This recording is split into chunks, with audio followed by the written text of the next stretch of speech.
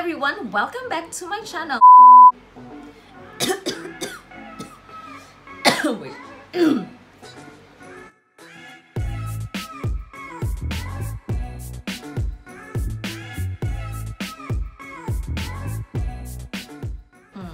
So, ayun. Bye-bye! Hello everyone! Welcome back to my channel. So today, magre-review ako ng product at ito ay ang pak na pak at asak na asak at viral sa internet na Juno & Co. Velvet Sponge. So, nireview siya ni Nikki Tutorials kaya na-curious ako dahil gandang-ganda siya dito, tuwan-tuwa siya dito. Talagang pinuri niya ng bongga ang sponge na to. So, na-curious ako. Gusto ko siyang gamitin. Gusto ko siyang itry. Mas mura siya sa beauty blender na paborito ko. Ang classic beauty blender is 1,000 sa Pinas, $38 dito sa Singapore. At ito namang Juno & Co. na Velvet Sponge ay $6 sa USA, $12 sa Singapore, at 400 pesos sa Shopee sa Pinas. So, ayun, na-curious ako at gusto ko siyang itry. And we will see kung totoo nga na super ganda nito. Kung interesado kayo, subscribe kayo sa akin channel at watch lang kayo ng aking review. So, papakita ko sa inyo itong Juno & Co. Velvet Sponge. Ayan. Ayan siya. Pagkakapain mo siya, para siyang mabalahibo. Ayun. Pero hindi yung balahibo na mahaba. Basta may texture siya. Hindi naman masama. Parang velvet yon. Velvet ang texture niya. Itatry ko, babasain natin, and we will see kung anong performance ito. Kung mas habe ba ang beauty blender or mas habe itong Juno & Co. So, syempre, pagka magme-makeup tayo, sisimulan muna natin sa primer. So, ang paborito kong primer ay itong It Cosmetics by Pores Primer. Paborito ko siya kasi ang smooth ng application ng foundation pag ito yung ginamit ko. So, ang claim ng product na to is natural air brush finish. Ang sabi din daw, hindi daw to masyadong kumakain ng foundation. Kasi lahat ng beauty blender na nagamit ko ay grabing kumain ng foundation, lalo na itong classic beauty blender. So, titingnan natin kung ito ba ay matakaw sa foundation or hindi. So, itong gagamitin ko, yung puwet ng sponge na to. Gagayahin ko yung ginawa ni Nikki Tutorials and we will see kung kumusta. Sige yan. Kita nyo? Ganyan ang itsura pag nalapatan siya ng foundation. Lalagay ko na sa aking mukha. Okay. So, ang napansin ko, hindi naman natural finish. Hindi siya makain ng, hindi siya makain ng foundation. Totoo. Na hindi siya kumakain ng foundation. Kasi lahat ng nilagay ko, usually pag beauty blender ang ginagamit ko, yung 2 pumps ng foundation sa kalahati ng mukha ko, kadalasan hindi gantong kadaming product yung napapalagay sa mukha ko kasi kinakain na siya ng beauty blender. So, ayun, nagulat ako sa... Ayan. Ay, grabe. So, ayan. Ganyan siya. So, hindi nga siya matakaw sa foundation. Kasi yung 2 pumps ko, pagka natural radiant ang gamit ko, is kulang pa halos sa mukha ko kasi kinakain lahat ng beauty blender halos. Pero ito, lahat napapunta sa mukha ko. So, ayan, parang napakapal tuloy. So, pag gagamitin mo pala to, dapat konti lang product ang lalagay mo. Kasi pag siya yung gagamitin mo, matipid siya. Okay, so kita niyo yung coverage niya. Ay, grabe, nagulat ako sa coverage, ha. So, gagamitin ko sa kabila yung beauty blender para makikita niyo yung pinagkaiba nila. 2 pumps din ang gagamitin ko. Hindi naman siya natural finish actually. Full coverage nga eh. Tapos, ito pa. Dahil siguro parang may balahibo siya. Yung aking pores ay parang nasisiksikan ng foundation ng walang kahirap-hirap, effortless. So, wala naman ako malaking pores masyado. Pero pagka nag-beauty blender ako, ang gamit ko, hindi niya nare-reach lahat. By the way, may pimple ako dito, hindi ko pa siya nako-conceal. Mamaya ko nilang i-conceal yan. So, ayan. Pero hindi niya na-cover yung pimples ko kasi wala namang concealer kaya hindi siya mako-cover. So, ganyan ang coverage pag Juno & Co ang gamit mo sa 2 pumps ng foundation. Okay. So, totoo ang claim na hindi siya masyadong kumakain ng foundation. Hindi talaga.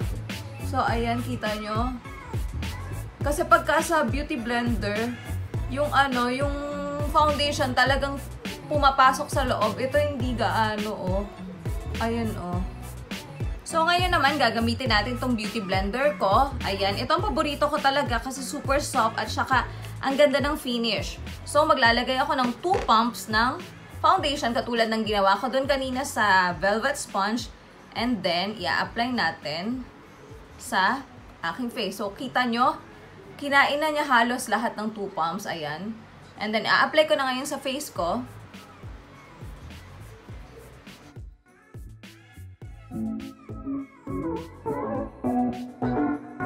So, itong beauty blender, paborito ko talaga to kasi maganda to. Tapos, super soft pa.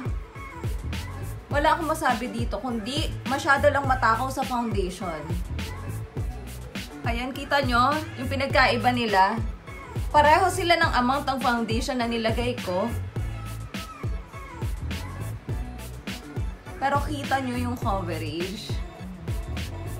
Hindi ko alam kung kita sa camera, pero mas full coverage itong Juno & Co. kumpara dito sa Classic Beauty Blender. So, if you mas gusto mo yung full coverage, I think mas bagay sa'yo itong Juno & Co. Pero kung gusto mo yung mga natural finish, mas okay itong Beauty Blender. So, ayan, kita nyo yung pinagkaiba. Beauty Blender, Juno & Co. So, kitang-kita naman yung pinagkaiba.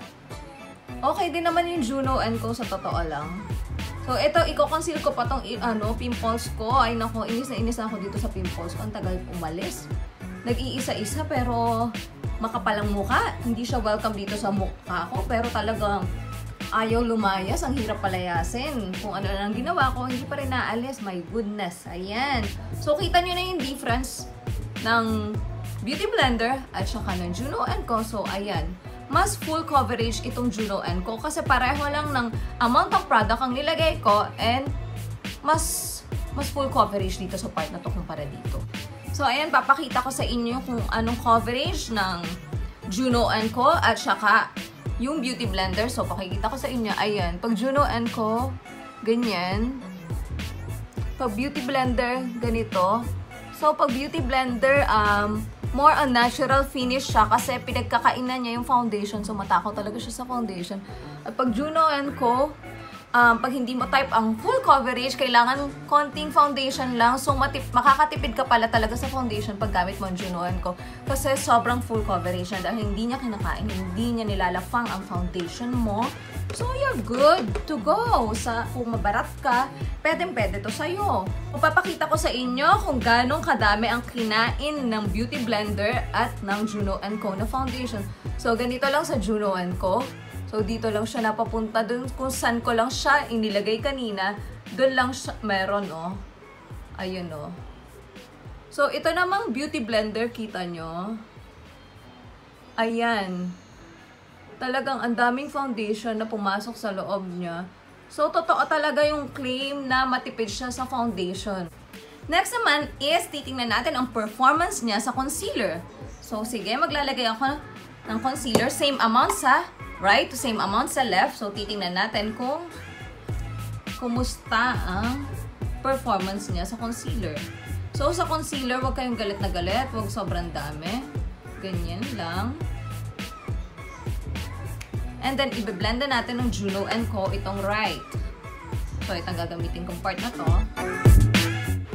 Kung hindi nyo po naiitanong, nahirapan talaga akong i-blend ang aking concealer using this beauty sponge kasi masyado siyang firm at saka mahirap siya mag-blend ang concealer pagka ito ang ginagamit.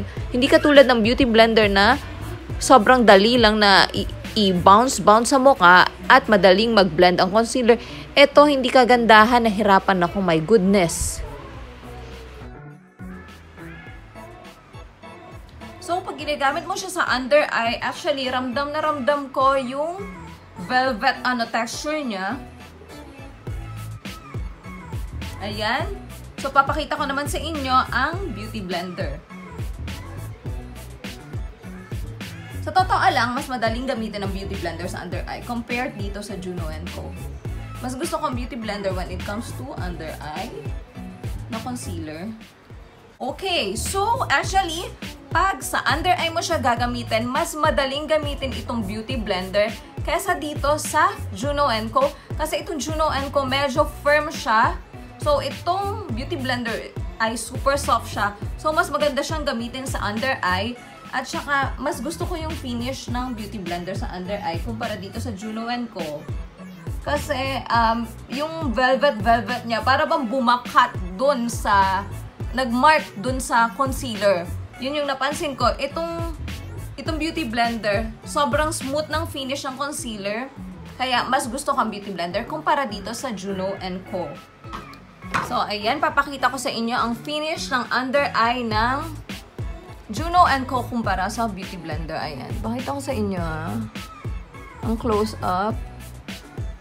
Ayan. Para bang nagkikrease siya. At saka, bumakat yung yung texture niya, yung velvet texture niya. Kumpara dito sa Beauty Blender, mas well-blended yung sa Beauty Blender. Ayan na, oras naman para mag-bake tayo. Ang gagamitin ko is itong Laura Mercier na loose powder. Titingnan natin kung kumusta ang performance niya sa pagbe-bake. So sige, pakikita ko sa inyo, medyo may kaunting foundation na siya. And then lalagyan natin ng loose powder. So, basa din tong sponge na to ngayon. So, ayan, sa powder nagkatalo. Kinakain niya ang powder. Siguro kasi pumapasok dun sa texture niya. And then, ganyan lang. Okay. Ganyan lang yung makukuha mong amount of powder. So, dadagdagan ko ulit. Tatry ko ulit. So, ayan. Grabe siyang kumain ng powder. Ayun no, matakaw siya sa powder. So, lalagay natin dito sa under eye ko. Basa siya ha. Ibibig natin yan. And then, gagamitin ko naman itong Beauty Blender sa powder. Tingnan natin. Sa Beauty Blender, hindi masyadong makain ng powder. And mas smooth siyang i-apply under eye. Hindi katulad nito, Juno & Co. na patse-patse. Ayan. So, okay. Tatapusin ko lang ang makeup ko off the camera. And ipa-finalize na natin itong review ng Juno & Co. versus Beauty Blender Challenge Chanalu. Okay. So, ayan na. Natapos ko ng aking makeup off the camera. Ang ginamit ko sa aking mata for neutral, natural makeup lang, hindi ko masyadong binonggahan, ay ang Modern Renaissance Palette of Anastasia Beverly Hills. Maganda siya sa mga simple-simplehan na look, ganon. So, ito masasabi ko, hindi siya nag-meet sa expectation ko. Kasi, syempre, gandang-ganda si Madam Nikki sa beauty sponge na to. So, nag-expect ako ng sobra-sobra. Hindi siya talaga pang flawless yung coverage kasi ang napansin ko yung aking under eye katulad ng texture nitong beauty sponge na to. At saka siya, by the way, yung feel niya, kung alam niyo yung prutas na Chico, ganun yung texture niya. So, yung under eye ko, hindi siya masyadong nag-blend in sa foundation. Hindi katulad ng pag ginamit mong Beauty Blender is talagang flawless yung itsura, flawless yung finish. Talagang maganda yung pagkaka-blend niya sa foundation at saka sa concealer. So, masyado ako nag-expect dito sa beauty sponge na to. Pero, yung coverage niya ay talagang full coverage. Kita niyo naman kanina, talagang super bongga ng coverage niya. Kaya lang, hindi ko bet yung finish niya. Hindi siya flawless finish. Hindi katulad ng Beauty Blender na flawless yung finish. Pero ito talagang napakatipid sa foundation. Sobrang tipid niya sa foundation kasi hindi talaga niya kakainin ang foundation mo. Hindi katulad ng Beauty Blender na talagang matakaw. Talagang sumipsip ng foundation. Pero ito, kita nyo sa powder niya, talagang pwedeng gawing bawasan ng powder. Oh, ayun, oh. Ang dami niyang kain na powder. At saka, ayun, kita nyo? Kita nyo yan? Ang dami niyang kain na powder. Sobrang dami. Kita nyo yung usok-usok na lumalabas. Ayun, oh. Hindi ko alam kung kita nyo sa camera yung usok-usok na lumalabas sa kanya.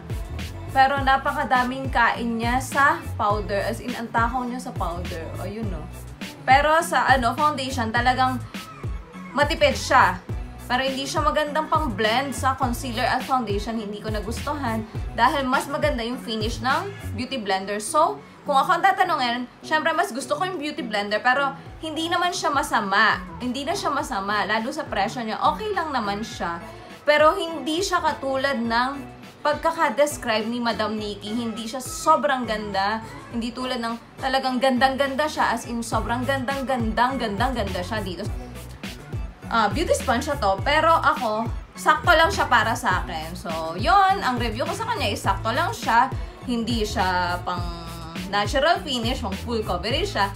Hindi siya magandang pang flawless finish. Hindi masyadong magbe-blend yung iyong concealer at iyong foundation. Kung ito ang gagamitin mo, unlike Beauty Blender, mas bongga. Kaya talagang love na love ko to. Wala pa rin nakakatalo sa Beauty Blender ko. So, ayun, tapos na ang aking review. So, sana ay nakapag-decide na kayo kung bibilhin nyo ba ito or hindi. Okay lang naman siya. Hindi na siya masama. Pero, masyadong mataas yung expectation ko sa kanya. Talagang super taas ang expectation ko. Kaya napabili talaga ako at napareview ako dahil akala ko talagang totoo yung nasa review ni Madam Nikki. So, ayun. Thank you sa lahat. ng nanood. And subscribe kayo sa aking channel for more tutorials and reviews. Thank you. So, okay lang siya. Hindi na siya masama. Kaya lang nakaka-disappoint kasi sobrang taas ng expectation ko dahil sa review ni Nikki Tutorials. Pero okay lang. Kung gusto nyo subukan nyo pa rin. Hindi ko kayo pipigilan. Pero ang sasabihin ko sa inyo, mas maganda pa rin ang Beauty Blender kumpara dito sa sponge to. So, ayun. Bye-bye! Dali lang nasa na. Hindi ako mayaman. Kukunin ko na ulit. Ayun. Ginaya ko lang si Jeffree Star. Kasi laging pag di niya nagustuhan yung product, tinatapon niya sa likod. So, ayun. Sige, bye-bye. And thank you sa lahat ng nanood. Subscribe kayo sa aking channel. Follow nyo ako sa Instagram at Monina Monisha. And follow nyo rin ako sa Facebook at Monina Monisha. So, thank you sa lahat. And see you again sa next tutorial. So, ang claim ng product nito is natural, putang